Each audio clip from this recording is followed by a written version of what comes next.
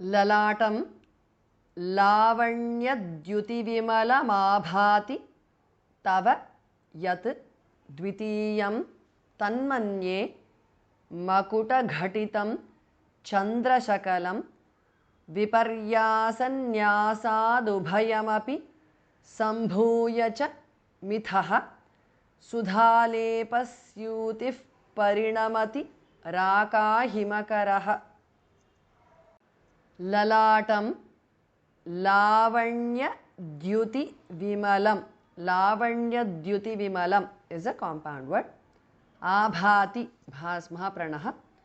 Lavanyadyutivimalam abhati, because the first word ends in ma and the next word starts with a, it becomes ma.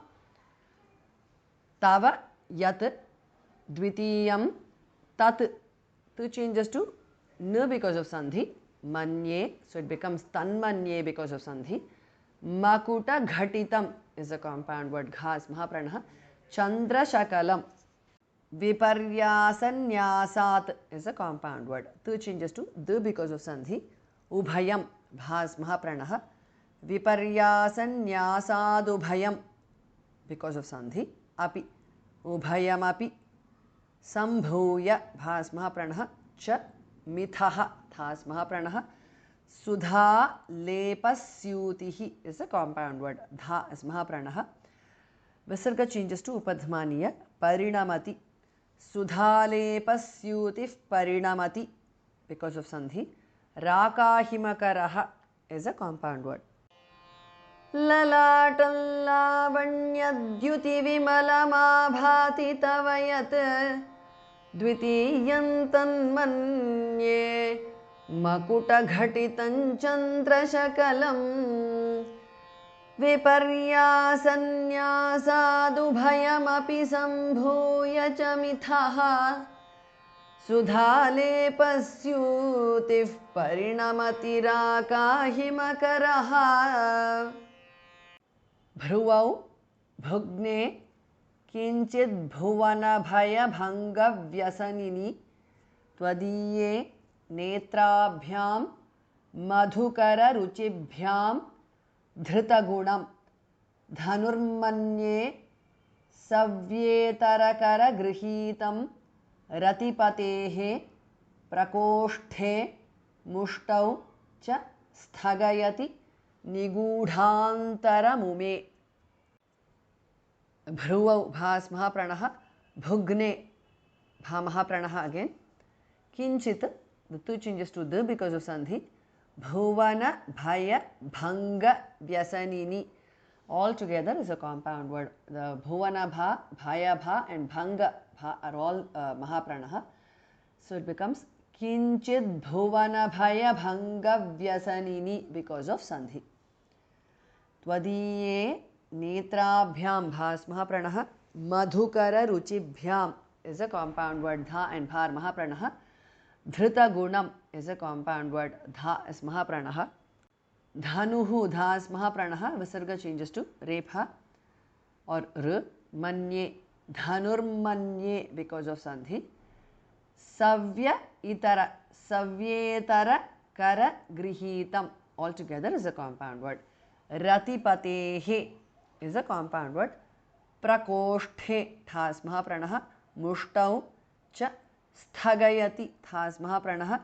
निगूढ़ अंतरम निगूढ़ांतरम is a compound word. धास महाप्रणः. उमे निगूढ़ांतरम उमे. भ्रुवौ भुग्ने किंचिद् भुवन भयभंगव्यसनिनि त्वदीये नेत्राभ्यां मधुकररुचिभ्यां धृतगुणम् धनुर्मन्ये सव्येतरकरगृहीतं रतिपतेः प्रकोष्ठे मुष्टौ च स्थगयति निगूढान्तरमुमे. अहस्सूते सव्यं तव नयनमर्कात्मकतया त्रियामां वामं ते सृजति रजनी नायकतया तृतीया ते दृष्टिर्दरदलितहेमाम्बुजरुचिः समाधत्ते सन्ध्यां दिवसनिशयोरन्तरचरीम्. Ahaha, Vasarga changes to su there. Sute. Ahasute.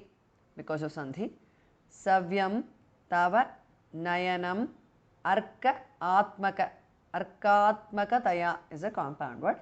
Nayanam Arkatmakataya because the first word ends in M and the next word starts with A, it becomes Ma. Triyamam is a compound word. Vamam, Te, Srijati, Rajani Nayakataya is a compound word. Tritiya te drishtihi. Visarga changes to repha. Dara dalita hema ambuja. Hema ambuja ruchihi. Dara dalita hema ambuja ruchihi is a compound word. Drishtir dara dalita hema ambuja ruchihi because of sandhi. Samadhatte dhasmaha pranaha. Sandhyam dhasmaha pranaha. Divasa nishayoho is a compound word. Visarga changes to repha. Antaracharim is a compound word. Divasa nishayor antaracharim because of sandhi. Ahasute savyantavanayanam Triyama vamante srijati rajani nayakataya. Tritiya te drishtirdharadalita hemambujaruchihi samadhatte sandhyam divasa nishayorantaracharim.